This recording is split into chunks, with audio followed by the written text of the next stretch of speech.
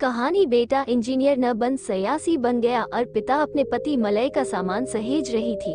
उसे उसके कागजों के बीच एक फोटो मिली जिसमें एक दंपति और दो लड़के थे। अर्पिता ने ध्यान से देखा तो छोटे बच्चे का चेहरा मलय जैसा लग रहा था। उसने ऑफिस से लौटने पर मलय से उस फोटो के बारे में पूछा तो उसने बताया कि फोटो में उसके माता, पिता, बड़े भाई और वह स्वयं है।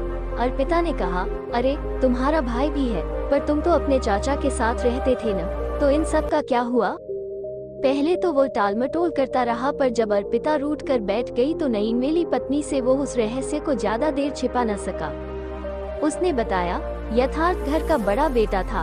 वो परिवार में सबकी आशाओं का केंद्र था, परिवार के गर्व का कारण था। होता भी क्यों न, मम्मा हो या पापा या छोटा भाई, उसे सबकी चिंता रहती थी। वो मुस्कुरा देता, बस कम बोलना उसकी प्रकृति थी। पता ही नहीं चलता कि उसके मन में क्या चल रहा है, वो क्या सोच रहा है, पर उसे सब पता रहता था कि क्या समस्या है, किसको उसकी आवश्यकता है। मम्मा के तो हृदय का टुकड़ा था वह।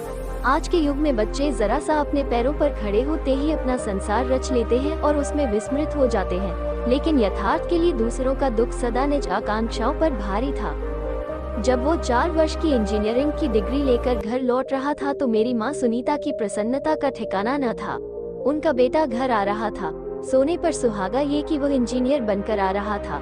सुनीता ने मेरे पिता तपन से कहा, सुनिए, यथार्थ को नौकरी मिलते ही हम उसकी शादी की बात करेंगे। तपन ने हंसते हुए कहा, ख्याली पुलाव पकाने में तुम्हारा जवाब नहीं। अभी तो यथार्थ को सिर्फ इंजीनियरिंग की डिग्री मिली है, पहले उसे नौकरी तो मिलने दो।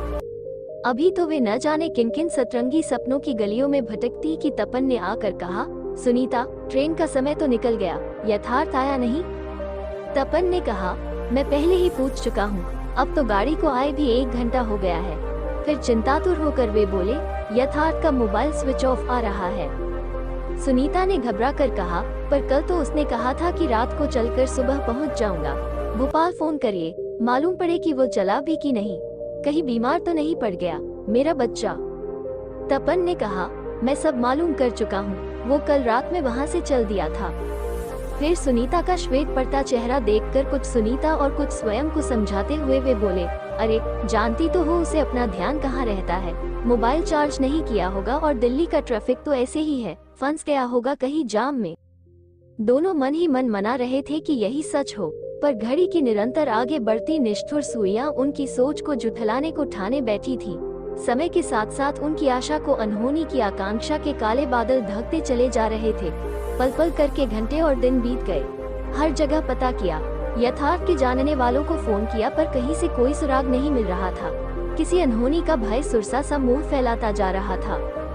यथार्थ के घर न आने का समाचार जानने वालों में आग के समान फैल गया और लोग आग में हाथ सेंकने से बाज न आए। जितने मुंह उतनी बातें। कोई कहता किसी लड़की के चक्कर में पड़ गया होगा, आजकल तो यह आम बात है, उसी में किसी प्रतिद्वंद्वी ने ठिकाने लगा दिया होगा। कोई कहता लूटपाट का चक्कर होगा। 2 दिन बीत जाने के बाद सभी ने यही राय दी कि पुलिस की सहायता ली जाए। तपन ने वह भी किया, पर कोई पता न चला। बीतते दिनों के साथ उनकी आशा की किरण धूमिल पड़ने लगी थी। एक दिन तपन को कुरियर से एक पत्र मिला। उसमें लिखा था, आपका बेटा जीवित है। उनके हृदय में आशा की बुझती लौ को मानो तेल मिल गया। उन्होंने हाथ जोड़कर प्रकृति को धन्यवाद दिया और सुनीता को ये समाचार दिया।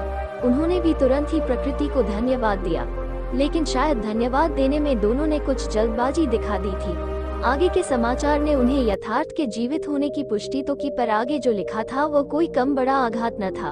उसमें लिखा था कि उनका बेटा योगी आश्रम में है और उसने आश्रम में दीक्षा ले ली है। सुनीता बोली, ये किसी ने झूठ लिखा है।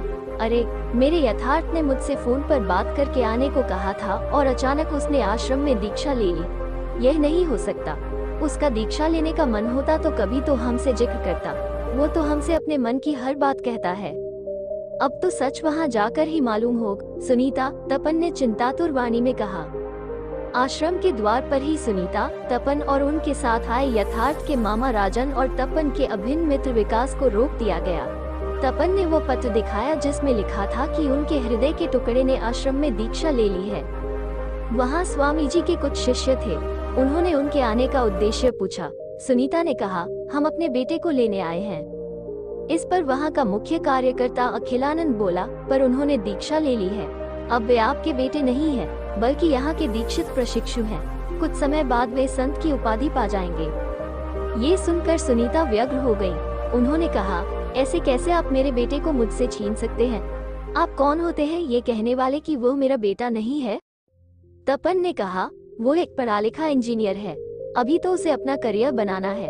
अभी कोई आयु है दीक्षा लेने की? इस पर विकास ने कहा, अरे तपन, इन लोगों से बहस करने से क्या लाभ?